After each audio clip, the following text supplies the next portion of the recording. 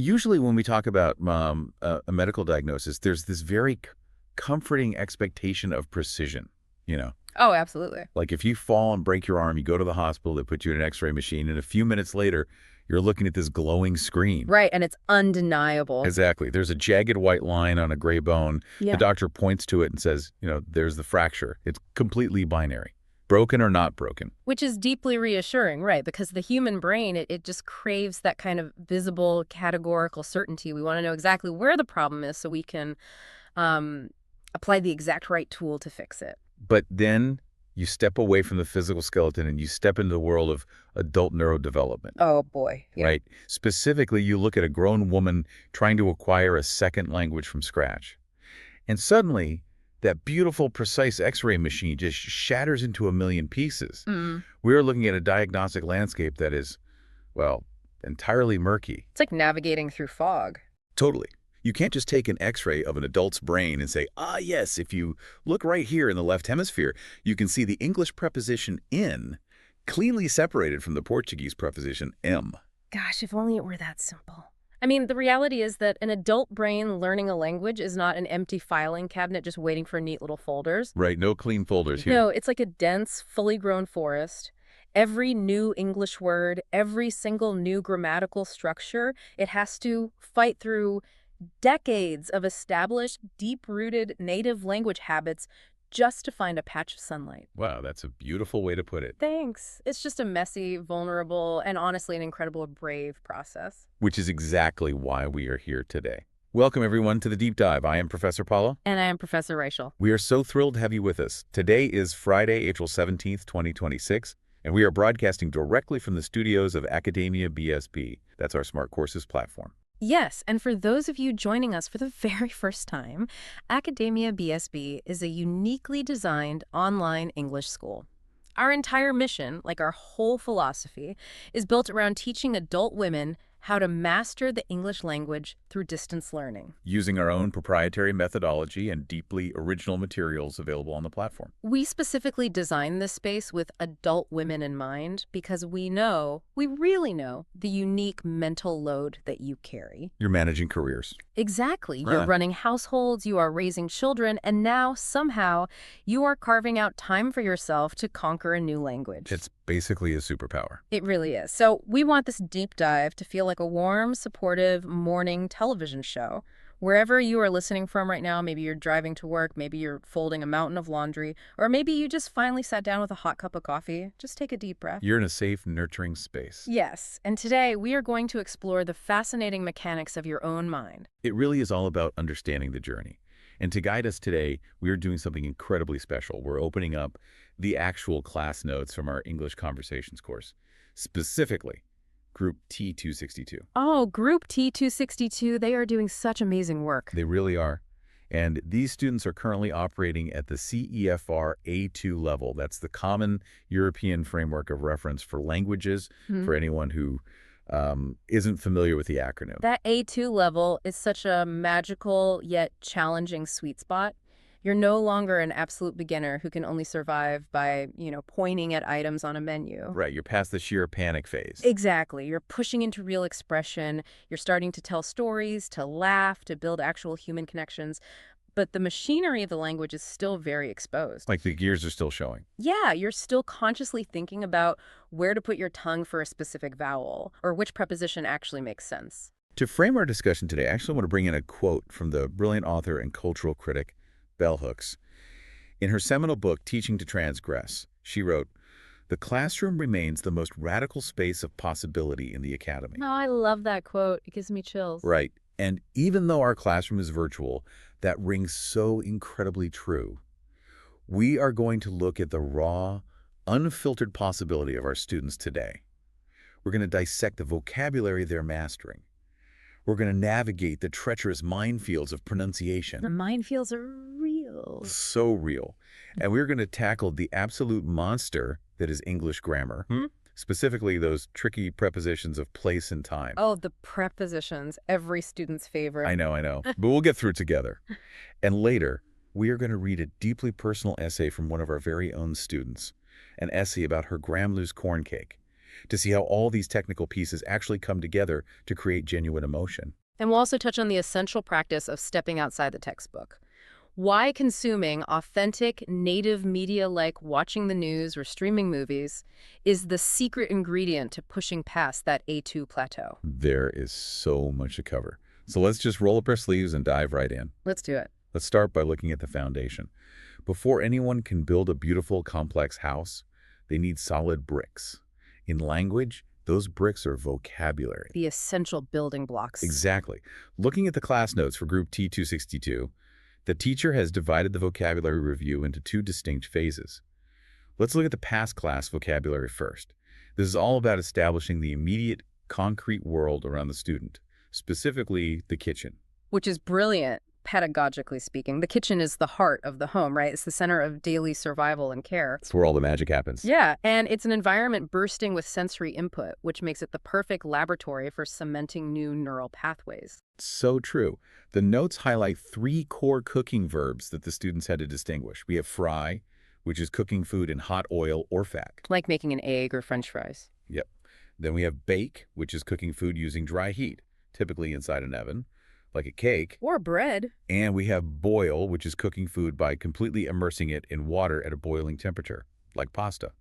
Notice how physical those definitions are, though. You can practically hear the sizzle of the oil, feel the ambient heat of the oven, and see the bubbling water. This appeals directly to semantic mapping in the adult brain.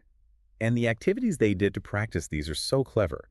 The teacher didn't just ask them to translate words from Portuguese. They had to match kitchen objects with their functions. But look at the words the teacher chose for the matching exercise. Pan, bowl, plate, and pen. Oh, I see what's happening there. Wait a minute. Looking at that list, pan and pen. That is not just a vocabulary test. That is a phonetic trap masquerading as a matching game. You caught it perfectly. The teacher is testing 2 things simultaneously here. First, semantic knowledge. Like, do you know that a pan is used to fry food on a stove, while a pen is a tool with ink used to write notes? Right. But more importantly, the teacher is testing auditory discrimination. For our Brazilian students, the vowel sounds in pan and pen sit dangerously close to each other in the mouth. Extremely close. If they aren't careful, they will confidently tell someone they're going to fry an egg in a pen, which is going to be a very messy morning. A very messy, very inky morning. Exactly. The brain needs to categorize those sounds as distinct before it can assign the correct meaning to them. The notes also show the students working with contrasting adjectives to describe the state of food and objects. They're pairing opposites. Oh, like soft versus hard. Yes. Heavy versus light, dry versus wet. So if bread sits out too long, it goes from soft to hard. If you spill your coffee, the table goes from dry to wet. But let me ask you this, why teach them in pairs? Why not just give them a list of the 20 most common adjectives? That goes back to that dense forest of the adult brain we talked about. When you're a toddler, you just absorb words like a sponge because your neural networks are wide open, they're desperate for labels. Kids just soak it up. They do.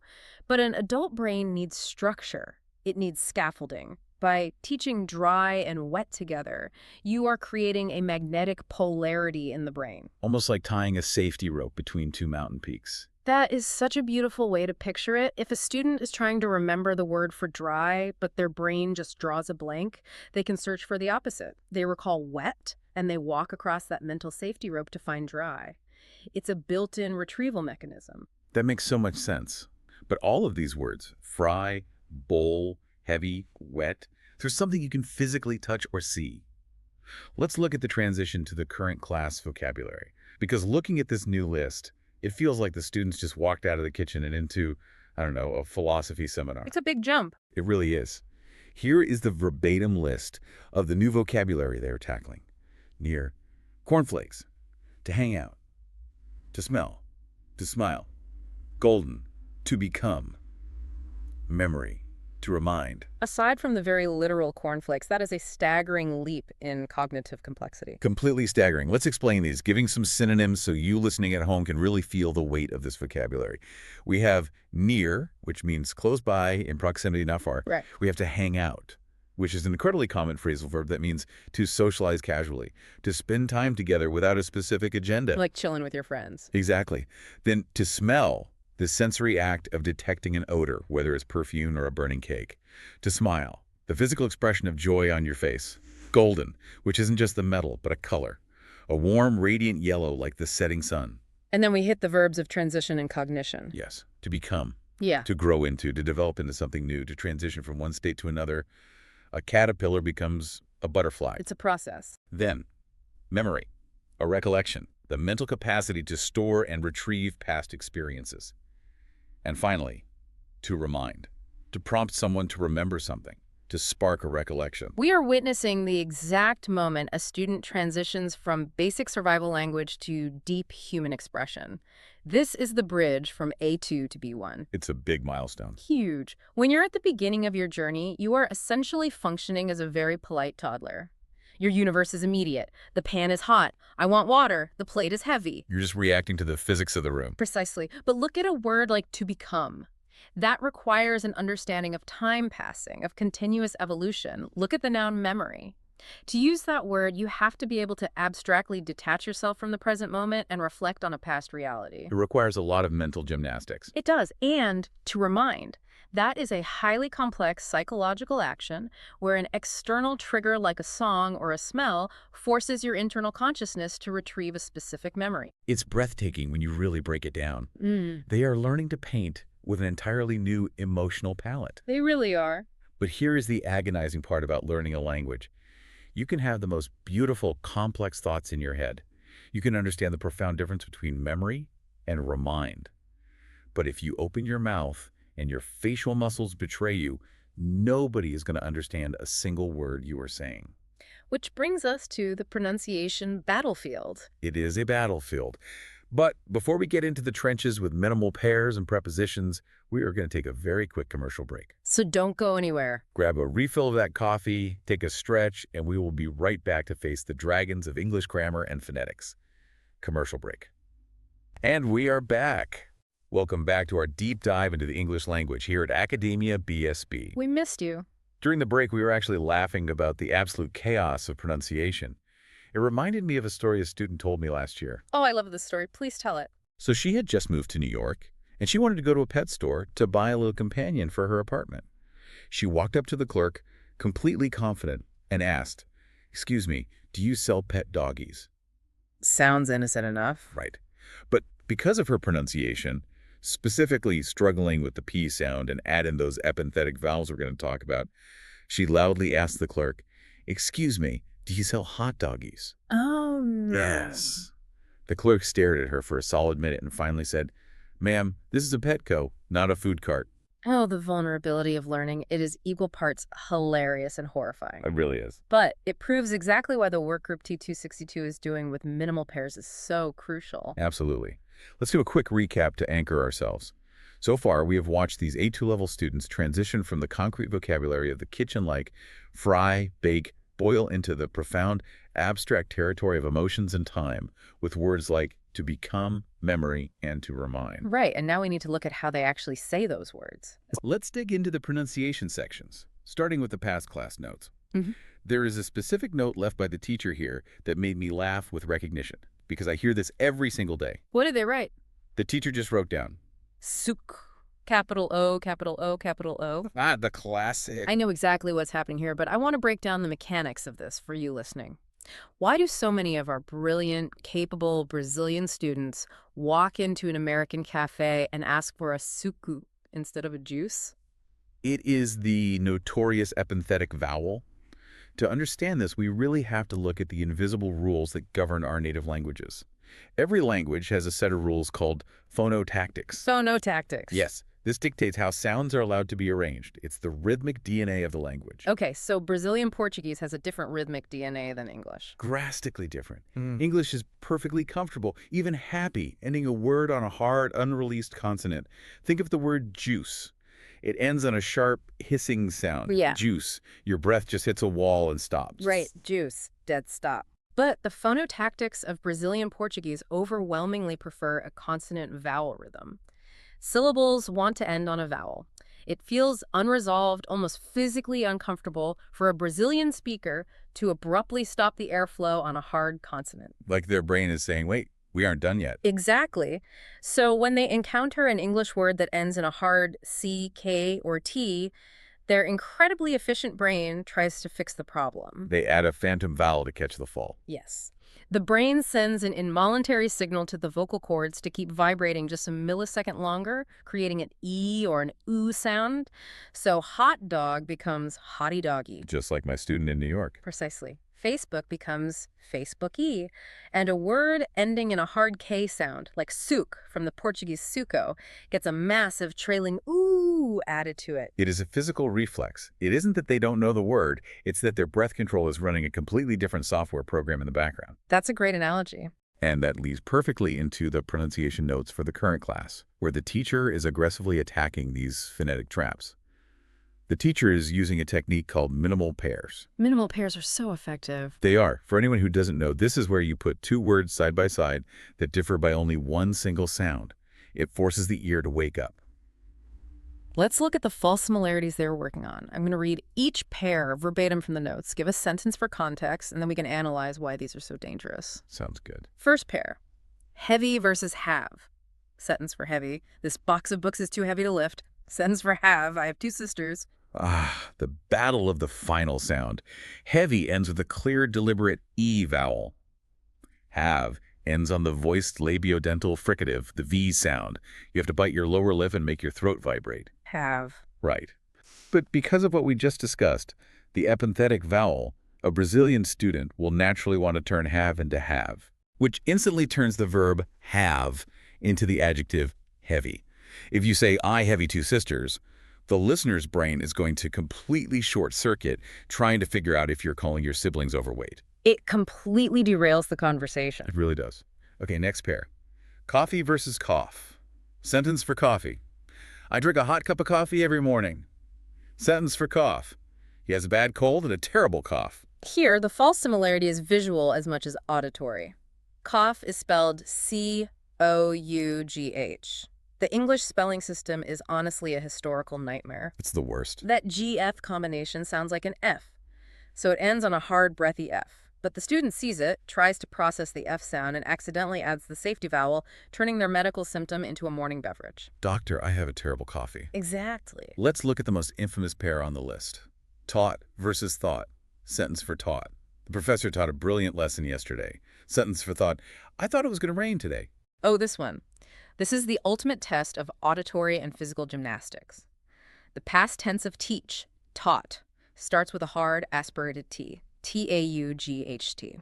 The past tense of think, thought, starts with the voiceless interdental fricative, the sound, T-A-U-G-H-T. Let's do a physical exercise with you listening right now. If you are listening, maybe making breakfast, I want you to pay close attention to where your tongue is inside your mouth. Say the word taught. Taught.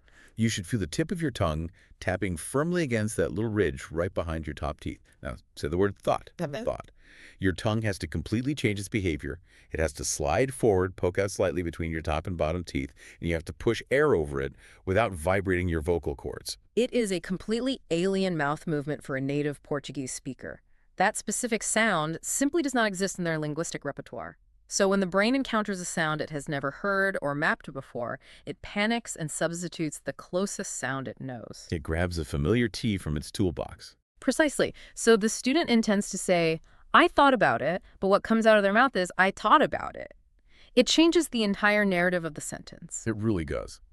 The teacher here is forcing the students to listen to these words side by side, because auditory discrimination must precede physical production. If you cannot hear the difference between the two sounds, your brain will physically refuse to let your tongue make the new shape. It is literally mind over matter. You are remodeling the physical geography of your mouth. It's a workout. But now, my friends, we must face the music. We've fixed the pronunciation, but now we have to put those words into sentences. We are moving to section 5 of the class notes. Grammar. Take a deep breath, everyone. We are tackling the most requested, most feared, most tear-inducing topic in the entire English language. We are talking about the prepositions in, on, and at.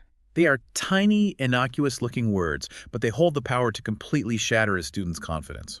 They really do. Let's start with prepositions of time. The notes lay out the rules very cleanly, and we're going to explain them thoroughly. Let's begin with AT.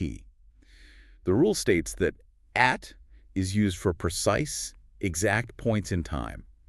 timetables, specific hours on a clock, and specific festive periods. Okay. Let's hear an affirmative sentence. The train arrives at 11:30 a.m. Very precise. A negative sentence. We do not eat lunch at noon. And an interrogative sentence. Will you be home at Christmas? It functions like a laser pointer hitting a very specific dot on a timeline. Okay, then we move to NN. The rule says in is used for larger enclosed periods of time, parts of the day, months, years, decades, and centuries. Like a much wider scope. Exactly. Affirmative. I like to drink coffee in the morning. Negative. She's not born in 1975. Interrogative. Did they build this house in the 21st century? Notice how the scope expanded. We went from a laser pointer on a clock to a massive sweeping bucket of time like a century. Right. But then we get to the middle child that ruins everything. On N. The rule says on is used for specific dates and specific days of the week. Affirmative. My birthday is on November 18th. Negative. We do not have English class on Sundays. Interrogative. Are we meeting on Friday night? Ah, the tricky one. Wait, hold on. Let's look at that last one. On Friday night. We just said that parts of the day use IN in the night, in the morning. Why does it suddenly switch to on just because I added the word Friday? It feels incredibly malicious, doesn't it? As if English is just playing a practical joke on the learner. But there's a structural logic to it.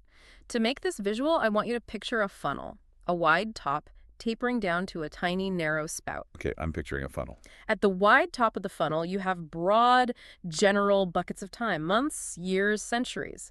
If you only have one broad piece of information, let's say the month, you are sitting in the wide part of the funnel. You are inside a large container. So we use in January. Okay, I am floating around inside the big bucket of January. Exactly. But what happens if we add a second piece of information? We don't just say January. We say January 15th.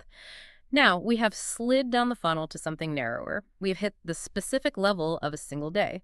When you hit the level of a day or a date, the preposition immediately shifts to NA, on January 15th. Wow. Okay. Even if you add a part of the day, like Friday night, the anchor word is still the specific day, Friday. So the rule for days overrules the rule for parts of a day. It is always on a day. Because a day is like a flat square on a physical calendar. You put your finger on it. That is a phenomenal way to visualize it. And if we slide all the way down to the very bottom, the narrowest point of the funnel, we get to highly specific exact coordinates, an exact hour. And for that tiny specific point, we use AT at 3 p.m. So broad bucket in the 90s. Yeah, correct. Specific surface day on Friday, exact point at 8 p.m. You've got it. The funnel metaphor makes so much sense. But students still make massive mistakes here. A common mistake I see constantly is a student translating directly from Portuguese and saying, I will travel in Monday, because in Portuguese it is M, which they broadly translate to in. Yes, the dreaded L1 interference. In Portuguese, the preposition M is an absolute workhorse.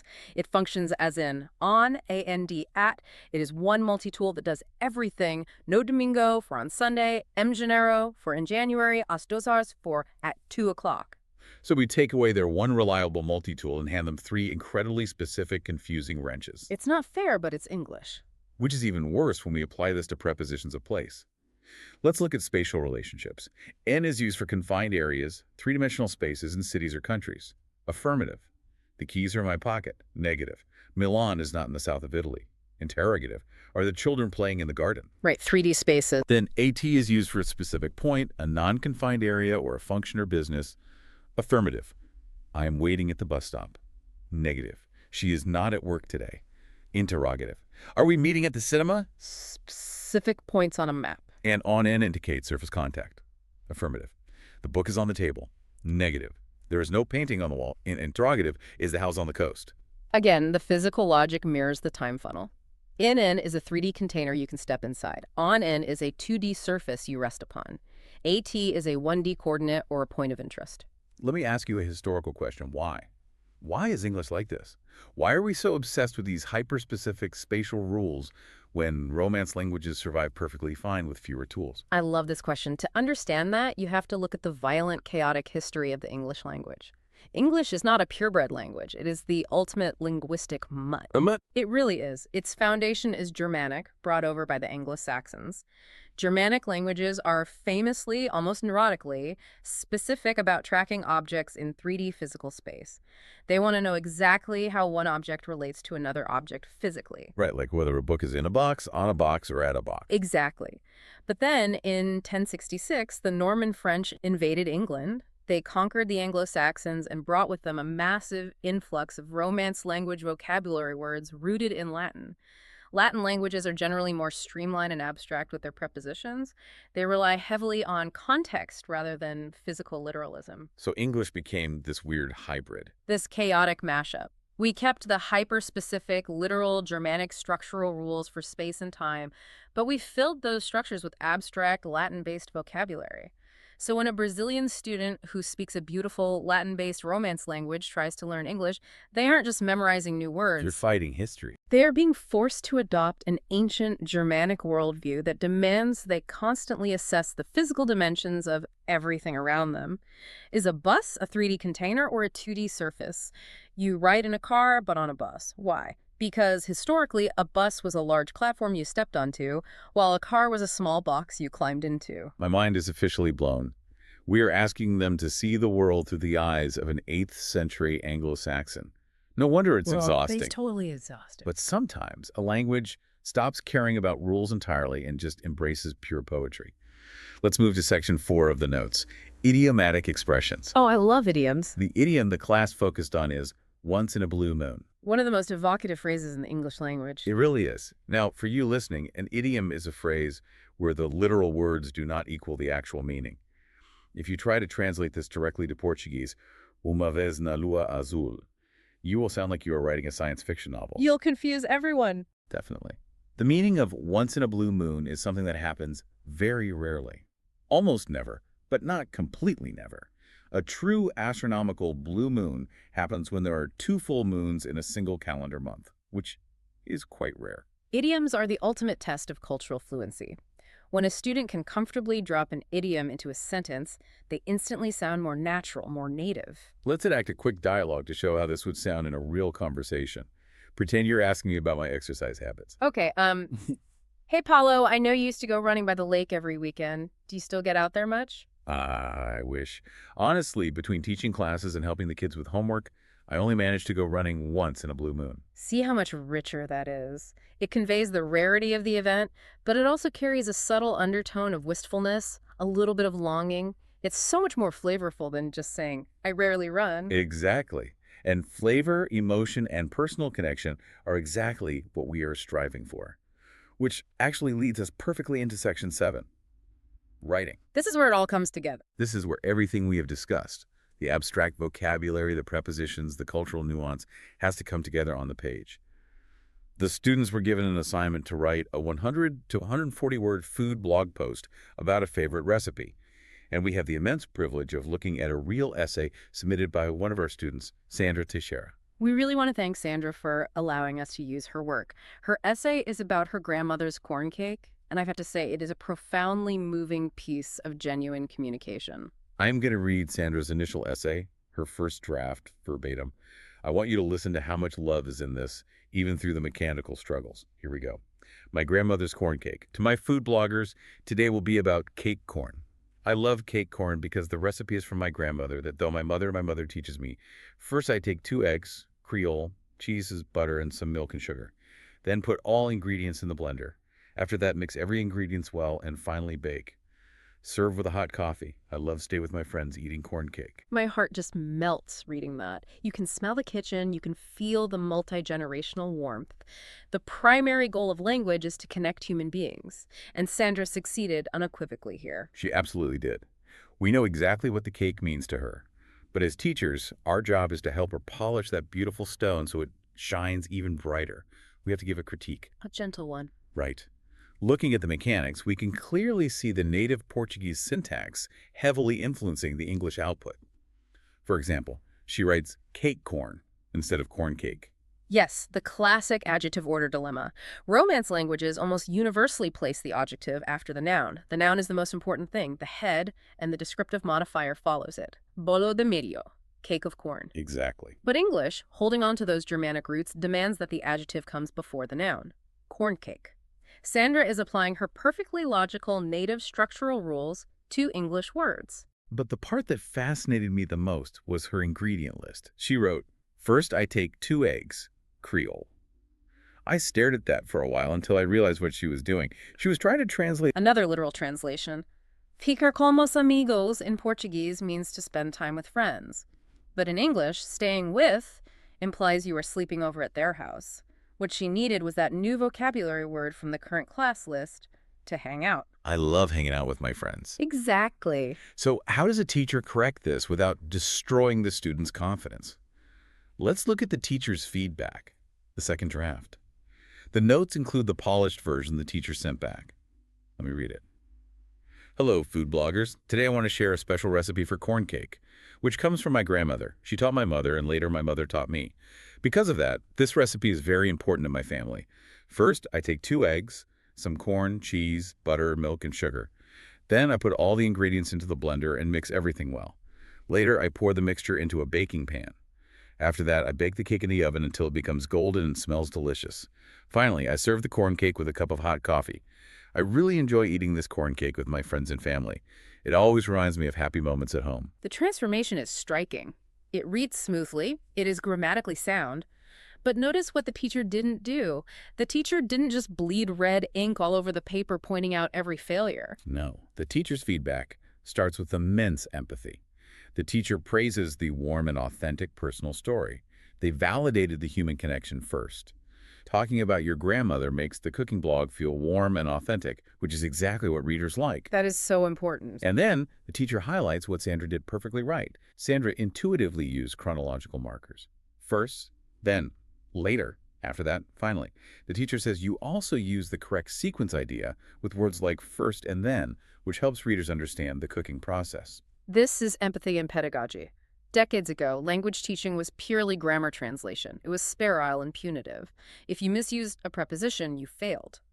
But here, the teacher weaves those new abstract vocabulary words. Golden, smells, reminds me organically into Sandra's own story. It teaches Sandra how to elevate her own unique voice, rather than replacing it with a robotic textbook voice. And with Sandra's enthusiastic consent, we're actually going to publish this final version on the school blog.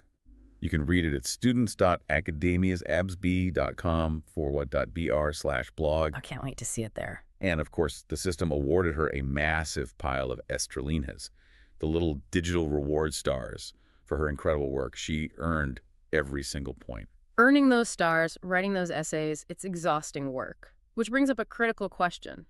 How do you keep going when the textbook starts to feel suffocating? That brings us to Section 9 of the notes, watching.